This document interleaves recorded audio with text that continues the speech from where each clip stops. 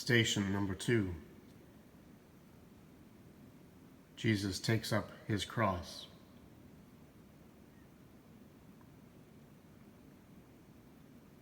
When the soldiers of the governor took Jesus into the governor's headquarters, and they gathered the whole cohort around him, they stripped him and put a scarlet robe on him, and after twisting some thorns into a crown, they put it on his head. They put a reed in his right hand and knelt before him and mocked him, saying, "Hail, King of the Jews!" They spat on him and took the reed and struck him on the head. After mocking him, they stripped him of the robe and put his own clothes on him. Then they led him away to crucify him.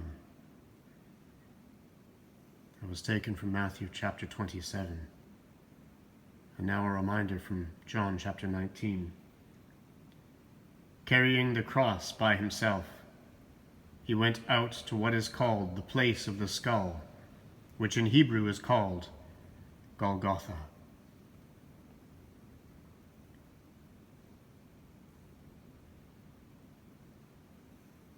Lord Jesus, I cringe at the pain of the thorns, but I am wounded far more deeply at the humiliation and degradation you suffer, that the very thing you came to offer us as a gift becomes a source of ridicule.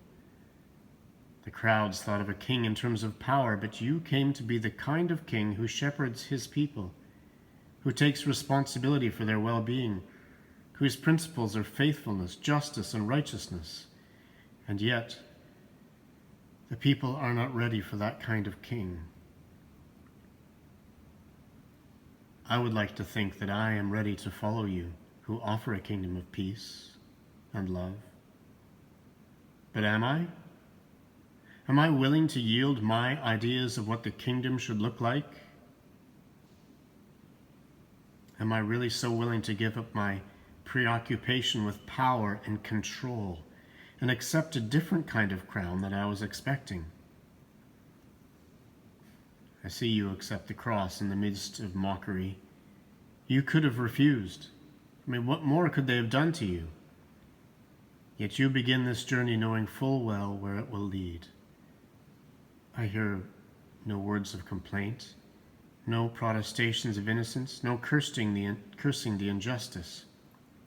And yet, how prone am I to complain and whine about the most trivial things? Sometimes, yes, the things I face in my life are more than trivial. Sometimes the troubles of life bear down on me, but I fall so easily into self-pity. Too often I assume that I am the only one who bears a cross, or that my cross is larger and heavier than anyone else's.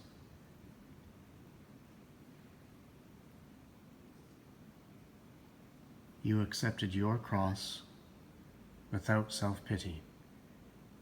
Can I follow your example?